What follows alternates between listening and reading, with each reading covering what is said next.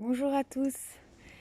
Alors je voulais faire cette vidéo pour vous inciter à vous rapprocher de la nature dans les moments où vous avez besoin de vous ressourcer ou dans les moments où vous savez plus comment avancer dans votre vie, vous avez du mal à savoir qui vous êtes, ou peut-être pour les artistes ou ceux qui font des projets, qui montent des projets, dans les moments où vous avez moins d'inspiration ou plus d'inspiration.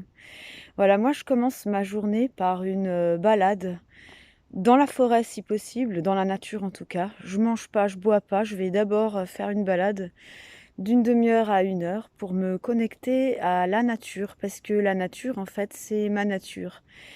Et que c'est là que, vous voyez, là où je suis, il n'y a aucun bruit, mis à part ma voix ou les craquements de mes pas sur le sol, mais sinon il n'y a aucun son. C'est le silence, c'est mon silence, je suis connectée à mon silence. Et c'est très ressourçant. Euh, la nature peut faire peur. Quelquefois, des personnes ont peur. Bah, je sais que moi, au début, quand j'ai commencé à faire ça, à certaines heures du matin ou du soir, j'osais pas du tout aller dans la forêt. J'avais peur de rencontrer un animal sauvage, genre un sanglier ou quelque chose comme ça, jusqu'au jour où j'en ai rencontré un. Et là, je me suis dit, ben, en fait, j'ai aucune raison d'avoir peur.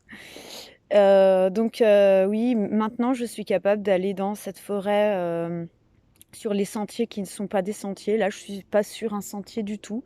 Je suis sur un sentier, des animaux, quoi, un sentier, fait par les animaux, c'est pas vraiment un sentier.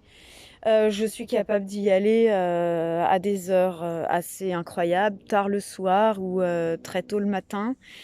Avec du brouillard, donc à des endroits où je vois plus rien. Ça m'est même arrivé l'année dernière de me perdre, j'ai pas du tout retrouvé mon chemin. J'ai cru que j'étais à un endroit et en fait pas du tout, j'étais pas du tout à cet endroit. Voilà, ben, en fait, ça nous confronte à nos peurs, ça nous confronte à nous-mêmes. Et en général, quand on a peur de quelque chose dans la nature, c'est qu'on a peur de soi. Et peur de soi, en général, on a plutôt peur de son potentiel et de sa lumière que de ses défauts.